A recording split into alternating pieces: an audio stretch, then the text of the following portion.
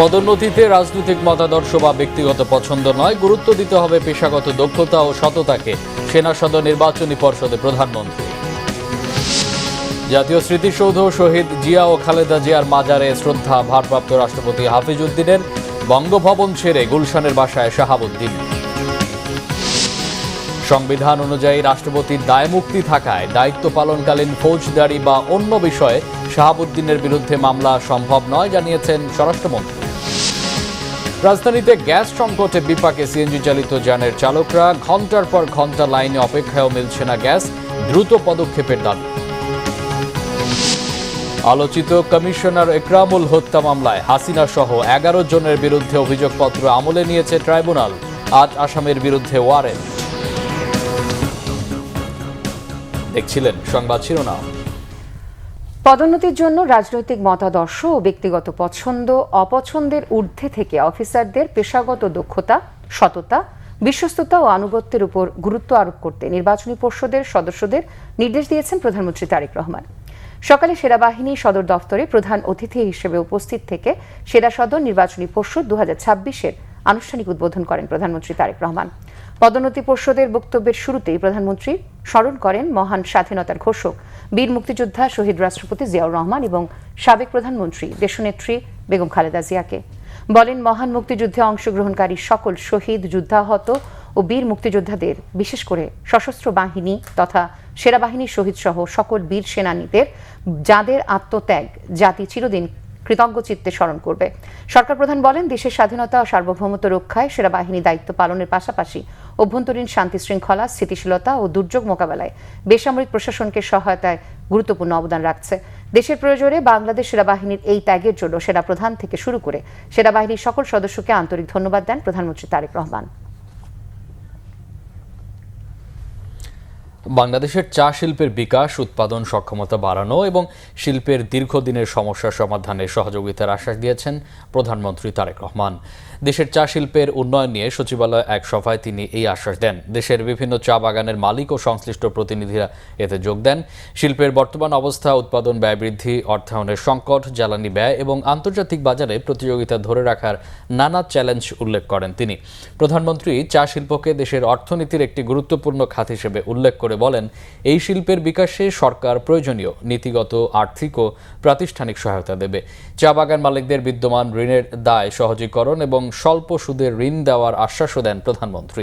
চা বাগানে চাষের অনুপযোগী জমিতে সৌর বিদ্যুৎ উৎপাদনের অনুমতি চান মালিকরা। এই খাতে সমস্যা চিহ্নিত করে কার্যকর সমাধানে সংশ্লিষ্টদের সমন্বয়ে একটি কমিটি গঠনের নির্দেশ দেন প্রধানমন্ত্রী। সাভারের জাতীয় স্মৃতিসৌধে শ্রদ্ধা জানিয়েছেন ভারপ্রাপ্ত রাষ্ট্রপতি অবসরপ্রাপ্ত মেজর হাফিজ উদ্দিন আহমেদ। সেখানে স্বাধীনতা যুদ্ধের মহান বীর শহীদদের শ্রদ্ধা জানানোর পর যান শেরেবাংলা নগরে স্বাধীনতার মহান ঘোষক শহীদ রাষ্ট্রপতি জিয়াউর রহমান ও সাবেক প্রধানমন্ত্রী বেগম খালেদা জিয়ার মাজারে। আরও জানাচ্ছেন জাহাঙ্গীর আকন।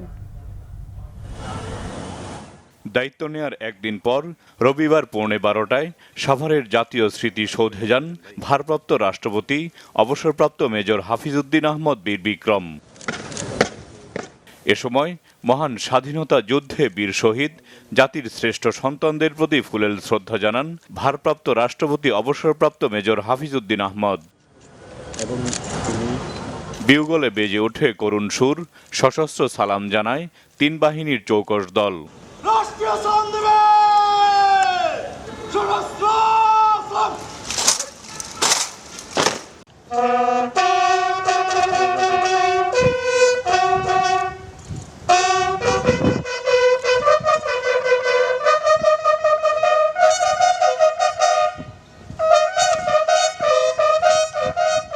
এ সময় মুক্তিযুদ্ধ বিষয়ক প্রতিমন্ত্রী ইশরাক হোসেন উপস্থিত ছিলেন 3 বাহিনী প্রধানগণ। জাতীয় স্মৃতিসৌধে শ্রদ্ধা নিবেদনের পর শেরেবাংলা নগরে মহান স্বাধীনতার ঘোষক শহীদ রাষ্ট্রপতি জিয়াউর রহমানের মাজারে পৌঁছেন ভারপ্রাপ্ত রাষ্ট্রপতি অবসরপ্রাপ্ত মেজর হাফিজ উদ্দিন আহমদ। সেখানে শ্রদ্ধা জানান শহীদ রাষ্ট্রপতি জিয়াউর রহমান ও সাবেক প্রধানমন্ত্রী বেগম খালেদা জিয়ার প্রতি।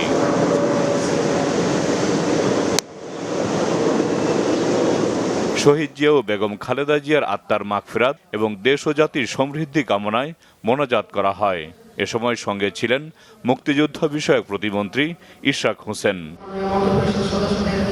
জাহাঙ্গীর আকন্দ, বাংলা ভিশন, ঢাকা। পদত্যাগের দুদিন পর রাষ্ট্রপতির সরকারি বাসভবন বঙ্গভবন ছেড়ে গেলেন দেশের 22তম রাষ্ট্রপতি মোহাম্মদ শাহাবুদ্দিন। রবিবার বেলা 2:25 বঙ্গভবন ছেড়ে রাজধানীর গুলশানে নিজ বাসভবন গ্রিন ভিলার উদ্দেশ্যে যাত্রা করেন সদ্য বিদায়ী রাষ্ট্রপতি মোহাম্মদ শাহাবুদ্দিন। এর আগে গত শুক্রবার পদত্যাগ করেন তিনি। সংবিধান অনুযায়ী 2023 সালের 24 এপ্রিল 5 বছরের জন্য রাষ্ট্রপতি নির্বাচিত হলেও তিনি দায়িত্ব পালন করেন 3 বছর 3 মাস। রাষ্ট্রপতির দায়িত্ব পালনকালে মোহাম্মদ শাহাবুদ্দিন বিভিন্ন সাংবিধানিক দায়িত্ব পালন ছাড়াও রাষ্ট্রীয় নানা কর্মসূচিতে অংশ নেন। পদত্যাগের মাধ্যমে তার রাষ্ট্রপতি হিসেবে দায়িত্বের আনুষ্ঠানিক সমাপ্তি ঘটে। রবিবার বঙ্গভবন ছাড়ার মধ্য দিয়ে শেষ হয় তার এই সরকারি বাসভবনে অবস্থানও। স্বরাষ্ট্রমন্ত্রী সালাউদ্দিন আহমেদ বলেছেন, সংবিধান অনুযায়ী দায়িত্ব পালনকালীন ফৌজদারি কিংবা অন্য কোনো বিষয়ে পদত্যাগী রাষ্ট্রপতি মোহাম্মদ শাহাবুদ্দিনের বিরুদ্ধে মামলা করা সম্ভব নয়। তবে সাংবিধানিক দায়িত্বের বাইরে অন্য কিছু করে থাকলে তা খতিয়ে দেখার সুযোগ রয়েছে। তিনি বলেন, অন্তর্বর্তী সরকারের পুরো সময় সাংবিধানিকভাবেই তিনি তার দায়িত্ব পালন করেছেন এবং বিএনপি সরকার তার পূর্ণ সহযোগিতা পেয়েছে। রিপোর্ট রিশান নাসরুল্লাহর। ফ্যাসিস্ট আওয়ামী লীগের রাষ্ট্রপতি হয়েও অন্তর্বর্তী সরকারের 1.5 বছর এবং বিএনপি সরকারের প্রথম 5 মাস পর্যন্ত দায়িত্ব পালন করে অব্যাহতি নিয়েছেন মোহাম্মদ শাহাবুদ্দিন। রাষ্ট্রপতি পদ থেকে সরে যাওয়ার পরই তার বিরুদ্ধে ব্যবস্থা নেওয়ার দাবি জানিয়েছে জামায়াত এনসিপি সহ বিরোধী রাজনৈতিক জোট। বিভিন্ন স্থানে মামলার আবেদন এমনকি গ্রেপ্তারের দাবিও উঠেছে। রবিবার সচিবালয়ে স্বরাষ্ট্রমন্ত্রী সালাউদ্দিন আহমেদ বলেন, আইন অনুযায়ী সাবেক রাষ্ট্রপতির বিরুদ্ধে ব্যবস্থা নেওয়ার সুযোগ নেই। জানান, সংবিধান অনুযায়ী আগামী 6 মাস তিনি নিরাপত্তা সহ বিভিন্ন সুবিধা পাবেন। সংবিধান অনুসারে তিনি প্রিভিলেজড এবং ইমিউনিটি আছে তার। ফৌজদারি অপরাধ ইত্যাদির বিষয়ে কোনো আদালতে মামলা করা যায় না। এর বহির্ভূত কোনো সময়ে যদি কোনো বক্তব্য কেউ দিয়ে থাকে সেটা তাদের স্বাধীনতা আছে, দিতে পারবে। তবে আমরা আমলে নেওয়ার মতো কোনো বিষয় এখানে দেখিনি। সাবেক রাষ্ট্রপতি হিসাবে তিনি আইন অনুযায়ী যা সুযোগ পাবেন সেটা অবশ্যই পাবেন। সেই সময় দায়িত্ব পালনকালীন সময় তার বিরুদ্ধে কি কোনো অভিযোগ কেউ দিয়েছিল? না, দিয়ে থাকলে সেটা তখনকার সময়ে যদি কোনো কিছু রেকর্ড করে থাকে সেটা তখনকার বিষয়, সেটা বিধিবিধান অনুসারে চলবে, আইন অনুসারে চলবে। স্বরাষ্ট্রমন্ত্রী বলেন, সদ্য বিদায়ী রাষ্ট্রপতি অন্তর্বর্তী ও বর্তমান সরকারকে অনেক সহযোগিতা করেছেন। তাকে গ্রেফতারের দাবি আমলে নিচ্ছে না বিএনপি। সাংবাদিকদের প্রশ্নের জবাবে বলেন, বর্তমান সময়ে ফোন আলাপের জন্য লন্ডনে যাবার দরকার পড়ে না। যারা তার বিরুদ্ধে বক্তব্য দিচ্ছে তাদের সেটা অধিকার আছে। আমরা গণ অভ্যুত্থানের পরবর্তী সময়ে কি প্রত্যাশা করি? রাজনৈতিকভাবে মানুষের কথা বলার স্বাধীনতা থাকবে, প্রতিবাদ করার স্বাধীনতা থাকবে, সেটা আছে। বিভিন্ন রাজনৈতিক দল, বিরোধী দলের পক্ষ থেকে এনসিপি এবং অন্যান্যরা তার বিরুদ্ধে কিছু অভিযোগ উত্থাপন করছে, সেটা করতে পারে, কিন্তু আমরা আমলে নেওয়ার মতো কোনো বক্তব্য ওখানে নাই। স্বৈরাচারের শেষ দিকে ইন্টারিম গভর্নমেন্টের পুরোটা এবং বর্তমান রাজনৈতিক সরকারের এই প্রায় 5-6 মাস এই সময়ে তিনি সাংবিধানিকভাবে দায়িত্ব পালন করেছেন এবং বিধিবিধান অনুযায়ী করেছেন। আমরা মাননীয় রাষ্ট্রপতির সহযোগিতা পেয়েছি। 24 জুলাই মতিঝিলে মেট্রো রেল স্টেশনের নিচে বোমা উদ্ধারের ঘটনায় তদন্ত চলছে বলে জানান স্বরাষ্ট্রমন্ত্রী। জানান, সাবেক আইজিপি বেনজির আহমেদকে দুবাই থেকে ফিরিয়ে আনার প্রক্রিয়া অব্যাহত রেখেছে সরকার। আর একদিন কথা বলবো। রিশান নাসরুল্লাহ, বাংলা ভিশন, ঢাকা। এদিকে সদ্য পদত্যাগী রাষ্ট্রপতির গ্রেফতার প্রসঙ্গে আইনমন্ত্রী অ্যাডভোকেট মোহাম্মদ আসাদুজ্জামান বলেছেন, জনদাবি বিবেচনা করা হবে, তবে কেউ অন্যায়ের শিকার হোক তাও চায় না সরকার। দুপুরে চট্টগ্রামে নবীন আইনজীবীদের প্রশিক্ষণ কার্যক্রম উদ্বোধন শেষে সাংবাদিকদের প্রশ্নে জবাবে তিনি একথা বলেন। মন্ত্রী বলেন, সদ্য পদত্যাগী রাষ্ট্রপতি শাহাবুদ্দিনের বিষয়ে সরকার সব বিষয় যাচাই বাছাই করে সঠিক সময়ে সঠিক সিদ্ধান্ত নেবে। আইনমন্ত্রী আরও বলেন, গত 16 বছরে বাংলাদেশ থেকে 234 বিলিয়ন মার্কিন ডলার বিদেশে পাচার হয়েছে। ফ্যাসিস্ট আমলের লুটপাটের স্বর্গরাজ্য থেকে দেশ এখন গণতন্ত্রের মহাসড়কে চলছে। এই যাত্রা ব্যর্থ হলে 24-এর শহীদরা ব্যর্থ হবে, ভুলণ্ঠিত হবে 71-এর স্বাধীনতা। জেলা আইনজীবী সমিতির সভাপতি তারেক আহমদের সভাপতিত্বে অনুষ্ঠানে বিশেষ অতিথি ছিলেন Chittagong city mayor doctor Shahadat Hossain, সংসদ সদস্য মোহাম্মদ আবু সুফিয়ান, জেলা ও দায়রা জজ কাজী আব্দুল হান্নান ও মহানগর দায়রা জজ মোহাম্মদ হাসানুল ইসলাম। নেওয়া না নেওয়া আমাদের সরকার সব কিছু যাচাই বাছাই করে সঠিক সময়ে সঠিক সিদ্ধান্তটা নেবেন, এতটুকু ভরসা সরকার প্রধান এবং আমাদের উপর আপনাদের রাখতে হবে। আমরা একদিকে যেমন জনদাবিকে গুরুত্ব দেব, একই সাথে আমরা কাউকে অন্যায়ভাবে কেউ অন্যায় স্বীকারক সেটাও চাব না। সুতরাং বিষয়টা আমরা পরীক্ষা নিরীক্ষা করে কী করণীয় আছে সেটা সরকার যথাসময়ে দেখবে। বিএনপি মহাসচিব এবং স্থানীয় সরকার মন্ত্রী মির্জা ফখরুল ইসলাম আলমগীর বলেছেন, ভঙ্গুর অর্থনীতি পুনরুদ্ধারে দেশের কল্যাণে নিরলসভাবে কাজ করে যাচ্ছেন প্রধানমন্ত্রী তারেক রহমান। এই কাজে প্রধানমন্ত্রীকে সহযোগিতা করতে সবাইকে আহ্বান জানিয়েছেন তিনি। সেই সঙ্গে দিয়েছেন জনকল্যাণে ইতিবাচক রাজনীতির তাগিদ। সৈকত সাদিকের রিপোর্ট। রবিবার রাজধানীর আগারগাঁও শেরেবাংলা কৃষি বিশ্ববিদ্যালয়ের নবাগত শিক্ষার্থীদের ওরিয়েন্টেশনের বক্তব্যে জুলাই অভ্যুত্থানে তরুণদের প্রশংসা করেন স্থানীয় সরকার মন্ত্রী বিএনপির মহাসচিব মির্জা ফখরুল ইসলাম আলমগীর। বক্তব্যে জোর দেন কৃষি অর্থনীতি এবং নিরাপদ খাদ্য ব্যবস্থার উপর। শিক্ষার্থীদের পড়াশোনা শেষ করে চাকরির পেছনে না ছুটে উদ্যোক্তা হওয়ার আহ্বান জানান তিনি। আজকে যারা শিক্ষার্থী যারা এগ্রিকালচারে পাশ করবেন সবাই যে আপনারা এগ্রিকালচার ডিপার্টমেন্টে কাজ পাবেন বা এগ্রিকালচার রিলেটেড ডিপার্টমেন্টে কাজ পাবেন তা কিন্তু পাবেন না। আপনাদেরকে ইতিমধ্যে আমি জানি অনেকেই এগ্রিকালচার রিলেটেড একজন রিলেটেড বিজনেসে অনেক ভালো করেছেন, যেটা এখন খুব বেশি প্রয়োজন বলে আমার কাছে মনে হয়। আমি আপনার অ্যাগ্রো বেসড যে সমস্ত ইন্ডাস্ট্রি এগুলোর দিকে আপনার যোগ দেওয়া হয়েছে। প্রধানমন্ত্রী তারেক রহমানের নেতৃত্বে দেশকে এগিয়ে নেওয়ার সুযোগ কাজে লাগাতে ঐক্যেরও তাগিদ দেন মির্জা ফখরুল। সুযোগ সবসময় আসে না, এখন আমাদের সামনে একটা সুযোগ এসেছে। আমরা এমন একজন নেতা আজকে পেয়েছি, কথা জোর গলায় বলতে পারি, যিনি কাজ করতে চান, দেশের কল্যাণ করতে চান, যিনি পরিবর্তন আনতে চান। তাকে আমাদেরকে সহযোগিতা করতে হবে আমাদের কাজের মধ্য দিয়ে, আমাদের কর্মের। আমরা যে যেখানে আছি, ছাত্ররা পড়াশোনা করবে, শিক্ষক সাহেব তারা পড়াবেন, গবেষকরা গবেষণা করবে, এবং যে যেখানে আছে আমরা সেই করে কাজ করি। কাজ করলেই আমরা কিন্তু আমাদের দেশটাকে এগিয়ে নিয়ে যেতে পারবো। অনুষ্ঠানে প্রধানমন্ত্রীর শিক্ষা উপদেষ্টা মাহাদি আমিন তুলে ধরেন কৃষক ঋণ মওকুফ, কৃষি কার্ড বিতরণ সহ সরকারের নানা উদ্যোগের কথা। জানান, তরুণদের আকাঙ্ক্ষা অনুযায়ী বিনির্মাণ হবে আগামীর বাংলাদেশ। আমাদের মূল উদ্দেশ্য একদিকে যেমন কৃষি প্রোডাক্টিভিটি বাড়ানো, ডাইভার্সিফিকেশন বাড়ানো, একই সাথে আপনাদের মাধ্যমে কৃষি উদ্যোক্তার সংখ্যা বাড়ানো। আমাদের মূল উদ্দেশ্য রাষ্ট্র পরিচালনায় যেন আমাদের তারুণ্যের যে আকাঙ্ক্ষা, তারুণ্যের যে প্রত্যাশা, সেটা প্রতিফলন ঘটে এবং আমরা সবাই মিলে গড়ে তুলব সেই বাংলাদেশ যার ভিত্তি হবে সাম্য, মানবিক মর্যাদা এবং সামাজিক সুবিধা। নবাগত শিক্ষার্থীদের ওরিয়েন্টেশন অনুষ্ঠানে বিশ্ববিদ্যালয় সিন্ডিকেটের সদস্য, উপাচার্য সহ অন্যান্যরাও বক্তব্য রাখেন। অনেক আশার জায়গা। সৈকত সাদিক, বাংলা ভিশন, ঢাকা। গ্যাস সংকট আরও তীব্র হচ্ছে। সিএনজি স্টেশনগুলোতে বাড়ছে ভোগান্তি, দীর্ঘ লাইনেও মিলছে না কাঙ্ক্ষিত গ্যাস। ফলে জীবন জীবিকা নিয়ে শঙ্কায় গ্যাসের উপর নির্ভরশীলরা। চালকরা বলছেন, আয় রোজগার অর্ধেকে নেমে এসেছে, আর মালিকের হাজিরা দিয়ে সংসার চালাতে হিমশিম খাচ্ছেন তারা। এদিকে পাম্প কর্তৃপক্ষ বলছে, গ্যাসের চাপ না থাকায় আর অন্যান্য পাম্প বন্ধ থাকায় বিপাকে পড়েছেন তারা। প্রাইভেট কারের এই দীর্ঘ লাইনের অপেক্ষা গ্যাসের জন্য, যা শেষ হয়েছে সিএনজি স্টেশন থেকে কয়েক কিলোমিটার দূরে যেয়ে। কিছুদিন আগে অকটেন ডিজেলের সংকটের পর এখন নতুন সংকটের নাম গ্যাস। সংকটকালে বিপাকে পড়েছেন গ্যাস চালিত গাড়ির চালকরা। সিএনজি চালকদের ঘাড়ে নিঃশ্বাস ফেলছে মালিকের জমা। অন্যদিকে মালিকানাধীন গাড়ির চালকদের অতিরিক্ত সময় ধরে অফিস করতে হচ্ছে বলে জানান তারা। 30 টাকার 40 টাকার গ্যাস ঢোকে, 3 ঘন্টা, 3.5 ঘন্টা, 2 ঘন্টা, 2.5 ঘন্টা এরকম সিরিয়াল দিতে হয়। আগে তো গ্যাস ছিল একটু ভাড়া মারতাম, কিন্তু এখন অনেক কষ্ট, জমা ওঠাইতে অনেক কষ্ট হয়ে যায়।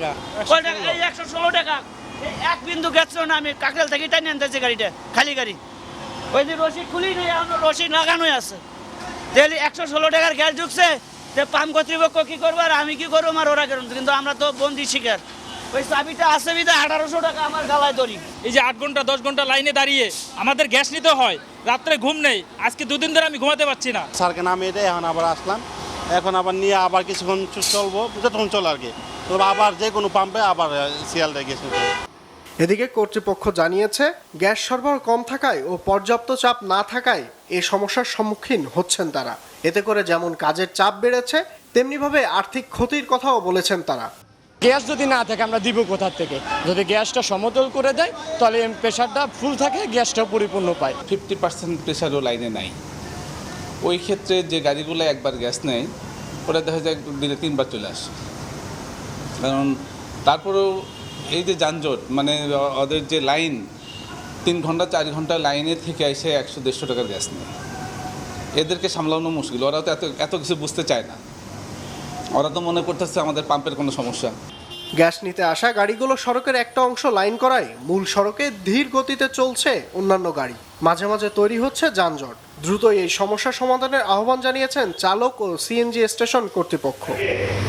আরেফিন শাওন, বাংলা ভিশন, ঢাকা।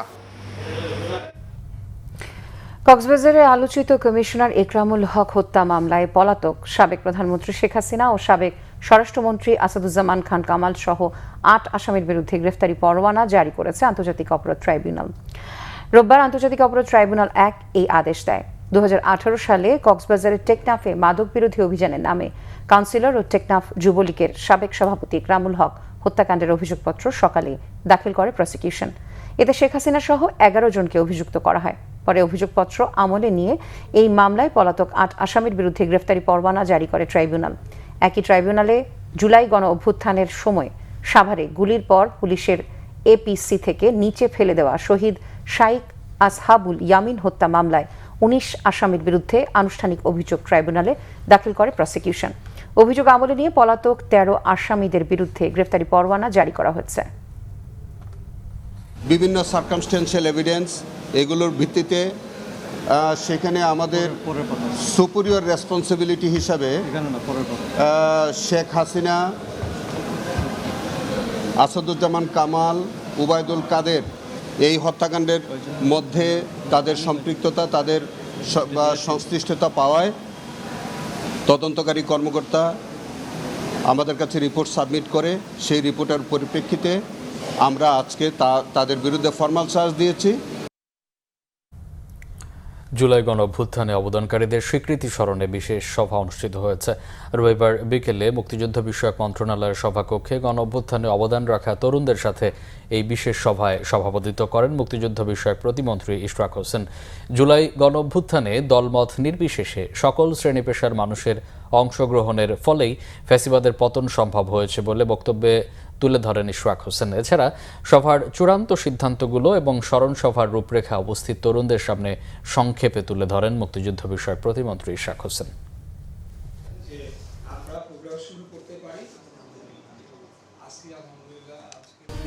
হামে মৃত্যুর মিছিল কিছুতেই থামছে না। গত 24 ঘন্টায় হামের উপসর্গ নিয়ে ঢাকা বিভাগে আরও 4 শিশুর মৃত্যু হয়েছে। একই সঙ্গে ডেঙ্গুতে আক্রান্ত হয়ে প্রাণ গেল 3 জনের। স্বাস্থ্য অধিদপ্তর জানিয়েছে গত 15 মার্চ থেকে 26 জুলাই পর্যন্ত সারা দেশে হামের উপসর্গে মারা গেছে মোট 820 জন শিশু। এর মধ্যে পরীক্ষায় 95 জনের শরীরে নিশ্চিতভাবে হামের অস্তিত্ব মিলেছে। বাকি 725 জন শিশুর মৃত্যু হয়েছে হামের উপসর্গ নিয়ে। অধিদপ্তরের তথ্য মতে এই 4.5 মাসে সারা দেশে অন্তত 15,000-এর বেশি শিশু হামে আক্রান্ত হয়েছে। হামের লক্ষণ নিয়ে হাসপাতালে এসেছে 1,23,000-এর বেশি শিশু।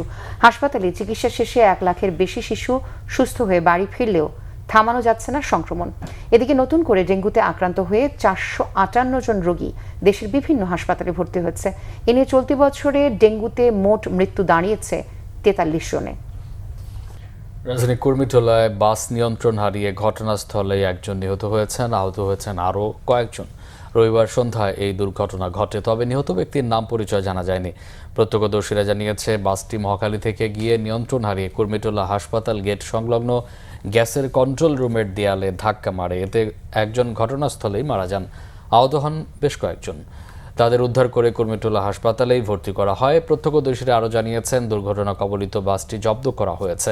হাসপাতাল গেট সংলগ্ন গ্যাসের কন্ট্রোল রুমটি ভেঙে গেছে।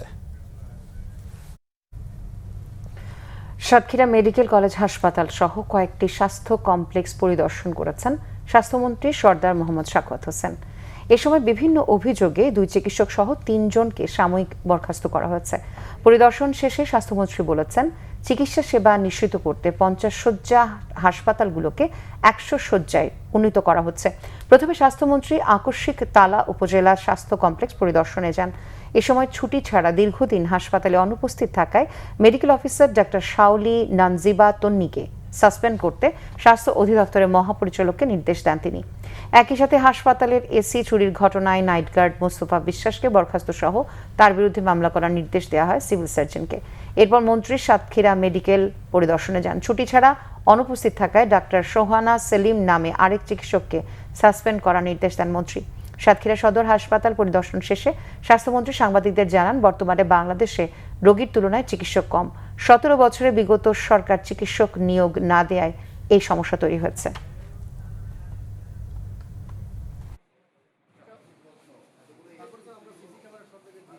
স্বাস্থ্যসেবা নিশ্চিত করার লক্ষ্যে আপনারা জানেন এরই মধ্যে আমরা সারা বাংলাদেশে এই 50 শয্যা হাসপাতালগুলিকে 101 শয্যায় রূপান্তরিত করতে যাচ্ছি। এই জেলা হাসপাতাল, মেডিকেল কলেজ হাসপাতালে 50টা করে ডায়ালাইসিস মেশিন দিতে যাচ্ছি।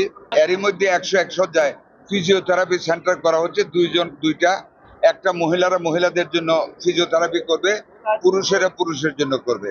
এই হেলথ কার্ডটা আমাদের মাননীয় প্রধানমন্ত্রী দেখতেছেন, আশা করি খুব তাড়াতাড়ি ইনশাল্লাহ আমরা এই হেলথ কার্ড দেওয়া শুরু করব। তথ্য ও সম্প্রচার মন্ত্রী জহিরুদ্দিন স্বপন জানিয়েছেন, আগামী বিশ্বকাপে শুধু বিনামূল্যে খেলা সম্প্রচারই নয়, বরং বিজ্ঞাপনের বিশাল বাজারকে কাজে লাগিয়ে সরকারের জন্য বড় মুনাফা অর্জনের লক্ষ্য নির্ধারণ করা হয়েছে। তিনি বলেন, সরকারি রাজস্বের 1 টাকাও খরচ না করে এবার সফলভাবে ফিফা বিশ্বকাপ 2026 সম্প্রচার করা হয়েছে। রবিবার তথ্য অধিদপ্তরের সম্মেলন কক্ষে ফিফা বিশ্বকাপ 2026 সম্প্রচার ও ধন্যবাদ জ্ঞাপন অনুষ্ঠানে তিনি একথা জানান। অনুষ্ঠানে যুব ও ক্রীড়া প্রতিমন্ত্রী আমিনুল হক বলেন, বর্তমান সরকার খেলাধুলার অগ্রগতি নিশ্চিতে কাজ শুরু করেছে। 20 বছর পরে হলেও বাংলাদেশ বিশ্বকাপে খেলবে বলে আশা করেন প্রতিমন্ত্রী। অনুষ্ঠানে তথ্য ও সম্প্রচার মন্ত্রণালয়ের মন্ত্রী জহিরুদ্দিন স্বপন এবং প্রতিমন্ত্রী ইয়াসের খান চৌধুরীকে যুব ও ক্রীড়া মন্ত্রণালয়ের পক্ষে আনুষ্ঠানিক ফুলের শুভেচ্ছা ও ধন্যবাদ পত্র তুলে দেন প্রতিমন্ত্রী মোহাম্মদ আমিনুল হক। বিনোদন জগতের বিজ্ঞাপনের যে বিশাল বাজার, সেই বাজার থেকে সরকার যাতে উপার্জন করতে পারে, আমরা সেই লক্ষ্য নির্ধারণ করেছি। আমি বিশ্বাস করি যে আগামীতে যখন বিশ্বকাপ হবে তখন আমরা এটাকে শুধুমাত্র শূন্যের ব্যয়ের জায়গাতে না রেখে এটাকে একটা লাভজনক একটা ইভেন্টের পর্যায়ে আমরা নিয়ে যাব। জাতীয় নাগরিক পার্টি এনসিপির সদস্য সচিব আক্তার হোসেন এমপি অভিযোগ করেছেন, বিএনপি সরকার ছাত্র জনতার নতুন বাংলাদেশ গড়ার স্বপ্ন ধ্বংস করে দিচ্ছে। রোববার ঝিনাইদহ জেলা এনসিপির উদ্যোগে জুলাই জাগরণ পদযাত্রা শেষে শহরের পায়রা চত্বরে আয়োজিত সমাবেশে তিনি এই অভিযোগ করেন। আক্তার হোসেন বলেন, নির্বাচন কমিশনে অতিরিক্ত সচিব পদে দলীয় ব্যক্তিকে নিয়োগ দিয়ে সরকার ইসিকে কুক্ষিগত করার চক্রান্ত শুরু করেছে। এর আগে সকালে জুলাই শহীদ প্রকৌশলী রাকিবুল ইসলাম ও শহীদ সাব্বির হোসেনের কবর জিয়ারত করেন এনসিপির কেন্দ্রীয় নেতারা। দুপুরে স্থানীয় শহীদ মিনারে চিত্রাঙ্কন প্রতিযোগিতা হয়। এরপর সেখান থেকে বের করা পদযাত্রা শহরের গুরুত্বপূর্ণ সড়ক প্রদক্ষিণ শেষে পায়রা চত্বরে গিয়ে সমাবেশে মিলিত হয়। এবং সাংবিধানিক প্রতিষ্ঠান আছে, এই প্রতিষ্ঠানগুলোতে নিয়োগের জন্য যে নতুন বডির কথা বলা হয়েছে, বিএনপি সরকার তার পক্ষে থাকা গণভোটের গণনায় সেটা বাস্তবায়ন করতে চায় না। এই সংস্থাগুলোকে যদি নিরপেক্ষ ব্যক্তিদেরকে নিয়োগ না দিয়ে সেখানে যদি দলীয় ব্যক্তিদেরকে নিয়োগ দেওয়া হয়, তাহলে বাংলাদেশে আর কোনোভাবে সুষ্ঠু নিয়ম নীতি গণতন্ত্র অবশিষ্ট থাকে না। ঢাকা পরিবহন সমন্বয় কর্তৃপক্ষ, ডিএমপি ও বাস পরিবহন মালিক ও শ্রমিক সংগঠনগুলো ঢাকা মহানগরীতে মোট 32টি রুটে বাস চলাচলের বিষয়ে একমত হয়েছে। শনিবার দুপুরে ঢাকা পরিবহন সমন্বয় কর্তৃপক্ষ ডিটিসিএ এর সভাকক্ষে বাস রুট রেশনালাইজেশন সংক্রান্ত সভায় এই তথ্য উঠে আসে। সভায় জানানো হয়, প্রস্তাবিত 32টি রুটের অধিকাংশ রুটই 30 কিলোমিটারের অধিক, যা নগর পরিবহনের ক্ষেত্রে সঠিকভাবে উপযুক্ত নয়। এর ফলে উত্তরা, গাজীপুর, ডেমরা, যাত্রাবাড়ি ও সাভারগামী রাস্তায় বাস রুটগুলোর ওভারল্যাপিং হবে ও বাস রুট রেশনালাইজেশনের পরেও সেখানে একাধিক কোম্পানির বাস চলবে। সভায় আরও জানানো হয়, মহানগরীর মহানগরবাসীর যাত্রা আরও সাবলীল করতে একটি পাবলিক ট্রান্সপোর্ট মডেল প্রস্তুত ও সেটি আপডেটের কাজ চলমান রয়েছে। এছাড়া বাস পরিবহন মালিক ও শ্রমিক সংগঠনসমূহের সাথে আলোচনা চলমান রয়েছে। বিপ্লবী ওয়ার্কার্স পার্টি সাধারণ সম্পাদক সাইফুল হকের ৭০তম জন্মদিন উপলক্ষে প্রকাশিত হয়েছে বিশেষ সংকলন সাইফুল হক, যে জীবন মানুষের তরে। রাজধানীর তোপখানা রোডে কালের দাবি প্রকাশনার কার্যালয়ে আয়োজিত গ্রন্থের মোড়ক উন্মোচন অনুষ্ঠানে দেশের বিভিন্ন রাজনৈতিক দলের নেতারা অংশ নেন। অনুষ্ঠানে নাগরিক ঐক্যের সভাপতি মাহমুদুর রহমান মান্না বলেন, রাজনৈতিক মতভেদ থাকলেও জাতীয় স্বার্থ, গণতন্ত্র ও রাষ্ট্রের গুরুত্বপূর্ণ প্রশ্নে ঐকমত্য গড়ে তুলতে হবে। বিপ্লবী ওয়ার্কার্স পার্টির সাধারণ সম্পাদক সাইফুল হক বলেন, বর্তমান সময়ে গণতান্ত্রিক উত্তরণের একটি ঐতিহাসিক সুযোগ তৈরি হয়েছে। সরকারের ভালো উদ্যোগকে সমর্থনের কথা জানিয়ে তিনি বলেন, শেষ পর্যন্ত সুফল কি আসে সেটাই বিবেচনা করবে জনগণ। এত বড় আত্মত্যাগের পরে আপনি কি চান? সেই রকম একটা দেশ তো চান যেই দেশে আমি মন করে কথা বলতে পারি। আমাদের এখন আবেগের সময় নয়, এখন আবু সাইদের আবেগ নয়, এখন বরঞ্চ সূক্ষ্মভাবে চিন্তা করতে হবে দেশটা গঠন করব এমনভাবে যাতে এটা একটা গণতান্ত্রিক দেশ হয়। পুরনো জামানার মতন মানে বলছে মিলিয়ন মিলিয়ন ডলার বা মিলিয়ন মিলিয়ন টাকা আবার যাতে পাচার হয়ে না যায়। এবং গত ২০ মাসে কয়েক হাজার নতুন কোটিপতি হয়েছে, বিত্তবান হয়েছে। সুইজারল্যান্ডের ব্যাংক থেকে শুরু করে বিভিন্ন বিদেশি ব্যাংকে গত ২০ মাসে কয়েক হাজার মানুষের পুঁজি আরো বৃদ্ধি পেয়েছে। আমি আশা করব সরকার এই পুঁজি পাচারের বিরুদ্ধে তারা গুরুত্বপূর্ণ ভূমিকা নেবেন। আরও কিছু খবর নিয়ে এবার দেখুন একটি ডেস্ক রিপোর্ট। প্রাথমিক শিক্ষকদের নতুন নীতিমালার প্রাথমিক খসড়া আগামী ১৭ আগস্টের মধ্যে প্রস্তুত করা হবে, জানিয়েছেন প্রাথমিক ও গণশিক্ষা মন্ত্রণালয়ের প্রতিমন্ত্রী ববি হাজ্জাজ। বলেন, শিক্ষার্থীরা যাতে জ্ঞান অর্জনের পাশাপাশি নৈতিকতা ও মানবিক মূল্যবোধে সমৃদ্ধ হয়ে গড়ে উঠতে পারে, সে লক্ষ্যে প্রাথমিকের নতুন কারিকুলাম প্রণয়নের কাজ চলছে। সিলেট পিটিআইএ সিলেট বিভাগের প্রাথমিক শিক্ষা কর্মকর্তাদের প্রশিক্ষণ কর্মশালায় প্রধান অতিথির বক্তব্যে তিনি কথা বলেন। বাংলাদেশের ১৩তম ও নবগঠিত বগুড়া সিটি কর্পোরেশনের প্রথম বাজেট ঘোষণা করা হয়েছে।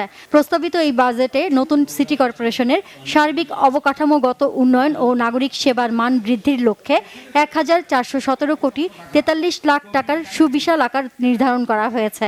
শহরের শহীদ টিটু মিলনায়তনে এই বাজেট ঘোষণা করেন সিটি কর্পোরেশনের প্রশাসক এম.আর. ইসলাম স্বাধীন। এ উপলক্ষে আয়োজিত আলোচনা সভায় প্রধান অতিথি ছিলেন জেলা বিএনপির সভাপতি ও বগুড়া ৬ আসনের সংসদ সদস্য রেজাউল করিম বাদশা। টুঙ্গিপাড়ার পাটগাতি মধ্যপাড়া গ্রামটি পরিদর্শন করে পানিবন্দী পরিবারগুলোর খোঁজখবর নিয়েছেন গোপালগঞ্জ ৩ আসনের সংসদ সদস্য এস.এম. জিলানি। এ সময় এলাকাবাসীর প্রতি বছরের দুর্ভোগ কমিয়ে স্থায়ী সমাধানের আশ্বাস দেন তিনি। টুঙ্গিপাড়ায় প্রায় ১০ বছর ধরে বর্ষা মৌসুমে কবরস্থান, মাদ্রাসার রাস্তা সহ তলিয়ে যায় প্রায় ২ শতাধিক পরিবারের বসতবাড়ি। এতে প্রতি বছর ব্যাপক ভোগান্তিতে থাকেন মুসল্লি, শিক্ষার্থী সহ পাটগাতি মধ্যপাড়া গ্রামের বাসিন্দারা। জুলাই শহীদ দিবস উপলক্ষে আলোচনা সভা হয়েছে টাঙ্গাইলের মাওলানা ভাসানী বিজ্ঞান ও প্রযুক্তি বিশ্ববিদ্যালয়। এতে প্রধান অতিথির বক্তব্য রাখেন ভাইস চ্যান্সেলর অধ্যাপক ডক্টর এ.বি.এম. শহীদুল ইসলাম। প্রধান আলোচক ছিলেন বাংলাদেশ সরকারি কর্ম কমিশনের সদস্য অধ্যাপক ডক্টর চৌধুরী সায়মা ফেরদৌস।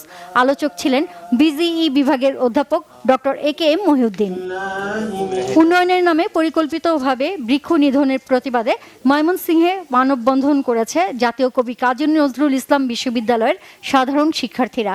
বিশ্ববিদ্যালয়ের নজরুল ভাস্কর্যের সামনে অনুষ্ঠিত এই কর্মসূচিতে শিক্ষার্থীরা ক্যাম্পাসের পরিবেশ ও জীববৈচিত্র্য রক্ষার স্বার্থে গাছ কাটার পরিকল্পনা বাতিলের দাবি জানান। শাখা ছাত্রদলের আহ্বায়ক হাবিব ও সদস্য সচিব মামুন সহ সংগঠনটির নেতাকর্মীরা উপস্থিত ছিলেন এ সময়।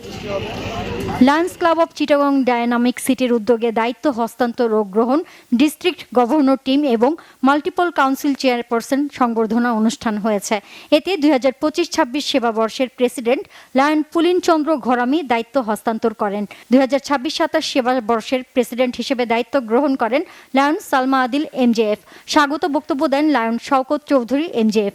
অনুষ্ঠানে প্রধান অতিথি ছিলেন বাংলাদেশের district governor Lion Mohammad Kamruzzaman Liton MJF. বিশেষ অতিথি ছিলেন আইপিডিজি ও multiple council chairperson Lion Mosleuddin Ahmed Apu PMJF. সম্মানিত অতিথি ছিলেন প্রথম vice district governor Lion Mohammad Abu Bakar Siddiqui PMJF এবং দ্বিতীয় vice district governor Lion Parvin Mahmud.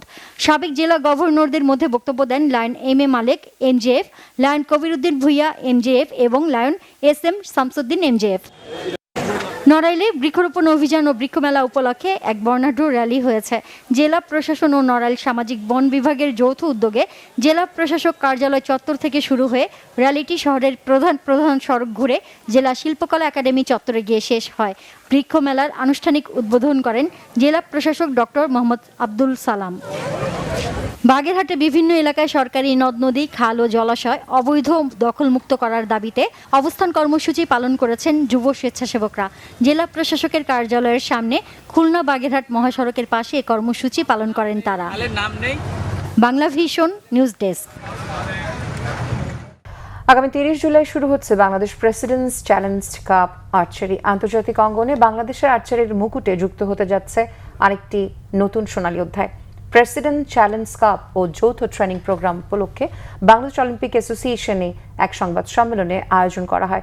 অনুষ্ঠানের বিস্তারিত তুলে ধরেন বাংলাদেশ আর্চারি ফেডারেশনের সভাপতি এবং ওয়ার্ল্ড আর্চারি এশিয়ার প্রেসিডেন্ট কাজী রাজীব উদ্দিন আহমেদ চপল।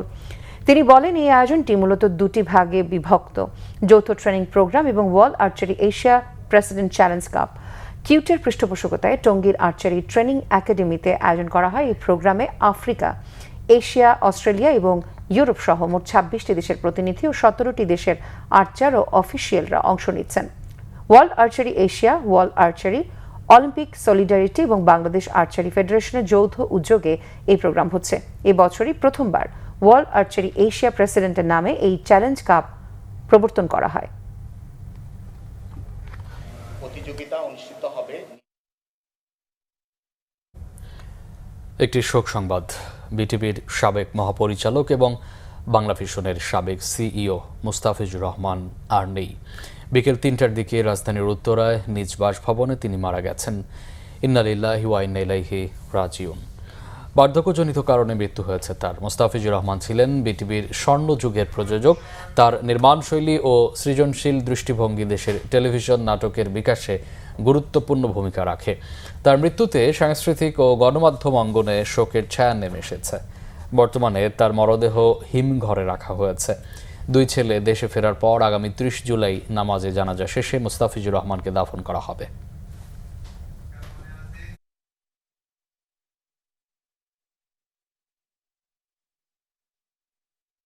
আমরা সংবাদ শেষ করব, তার আগে শিরোনামগুলো জানিয়ে দিচ্ছি আরো একবার। পদোন্নতিতে রাজনৈতিক মতাদর্শ বা ব্যক্তিগত পছন্দ নয়, গুরুত্ব দিতে হবে পেশাগত দক্ষতা ও সততাকে। সেনা সদর নির্বাচনী পর্ষদে প্রধানমন্ত্রী। জাতীয় স্মৃতিসৌধ শহীদ জিয়া ও খালেদা জিয়ার মাজারে শ্রদ্ধা ভারপ্রাপ্ত রাষ্ট্রপতি হাফিজ উদ্দিনের। বঙ্গভবন ছেড়ে গুলশানের বাসায় শাহাবুদ্দিন। সংবিধান অনুযায়ী রাষ্ট্রপতির দায় মুক্তি থাকার দায়িত্ব পালনকালীন ফৌজদারি বা অন্য বিষয়ে শাহাবুদ্দিনের বিরুদ্ধে মামলা সম্ভব নয়, জানিয়েছেন স্বরাষ্ট্রমন্ত্রী। রাজধানীতে গ্যাস সংকটে বিপাকে সিএনজি চালিত যানের চালকেরা। ঘণ্টার পর ঘণ্টা লাইনে অপেক্ষায়ও মিলছে না গ্যাস, দ্রুত পদক্ষেপের দাবি। আলোচিত কমিশনার ইকরামুল হত্যা মামলায় হাসিনা সহ 11 জনের বিরুদ্ধে অভিযোগপত্র আমলে নিয়েছে ট্রাইব্যুনাল। 8 আসামির বিরুদ্ধে ওয়ারেন্ট। এই ছিল এখনকার মতো। পরের সংবাদ রাত 1টায় দেখার আমন্ত্রণ রইল।